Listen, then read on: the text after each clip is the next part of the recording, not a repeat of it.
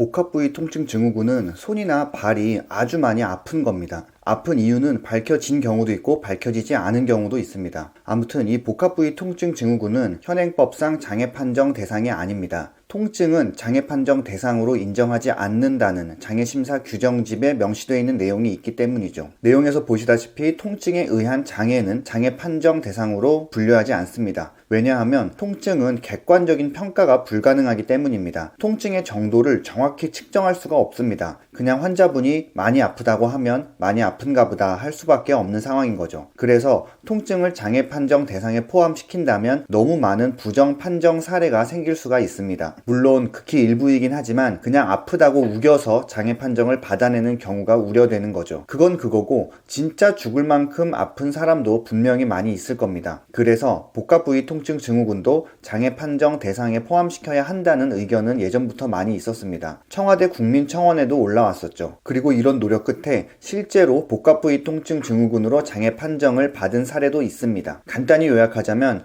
통증은 장애 판정 대상이 아님에도 불구하고 장애 판정으로 인정을 해달라고 장애 신청을 누군가가 한 겁니다. 장애 판정 위원회에서는 규정대로라면 대상이 아니니까 당연히 판정을 안 해줬죠. 그러니까 그 환자분은 법원에 소송을 건 겁니다. 장애인으로 인정을 해달라고요. 그리고 법원은 그 환자분의 편을 들어줬습니다. 장애 판정 인정을 받게 된 거죠. 2019년 11월 그 당시에 나왔던 신문 기사입니다. 이런 법원의 판례까지 나오고 나니까 복합부위 통증 증후군을 장애 판정 대상으로 인정을 해주자는 목소리에 점점 더 힘이 실리고 있는 상황입니다. 제 개인적인 의견으로는 정말 통증이 심한 분은 장애 판정 대상에 포함되어야 한다고 생각합니다. 장애 판정의 취지가 스스로 생활함에 있어서 부족함이 있는 사람에게 도움을 주는 것이잖아요. 통증이 심해서 일상생활을 하지 못하면 하반신 마비가 된 것과 뭐가 다르고 또 편마비로 남의 도움을 받아야 하는 것과 뭐가 다릅니까? 당연히 제도적으로 도와줘야 합니다. 하지만 이런 통증을 장애 판정 대상에 포함시키게 되면 아마도 엄청난 부작용이 발생할 것이 심히 우려됩니다. 저는 실제로 현장에서 장애 판정 업무를 하고 있다 보니 장애 판정의 어두운 면도 많이 보게 됩니다. 엄밀히 말하면 장애 판정 대상이 아니지만 장애 판정을 받기 위해서 마치 마비가 심한 것처럼 연기를 하시는 분도 계시고 실제 상태보다 더 높은 급수를 받기 위한 요령을 알려달라고 저한테 몰래 물어보시는 분도 계시고요. 물론 대다수의 환자분들은 양심적이고 비양심적인 분들은 극히 일부이긴 합니다. 하지만 전 국민을 대상으로 했을 때 이 극히 일부라고 하는 숫자도 결코 작은 숫자가 아닙니다. 비도덕적인 사람이 거짓으로 장애 판정을 받으려고 한다면 사실 통증만큼이나 연기를 하기에 좋은 것이 또 없겠죠. 장애 판정을 거짓으로 받는 사람이 많아지면 진짜 장애인분들이 받는 혜택이 줄어들 수밖에 없습니다. 정부 예산이 무한대로 나오는 건 아니니까요. 억울한 환자분들이 혜택을 놓치지 않을 수 있는 방법과 허위로 장애 판정을 받는 부정 사례가 생기지 않는 방법이 모두 균형 맞게 정립되었으면 좋겠습니다. 물론 쉽지는 않겠지만요.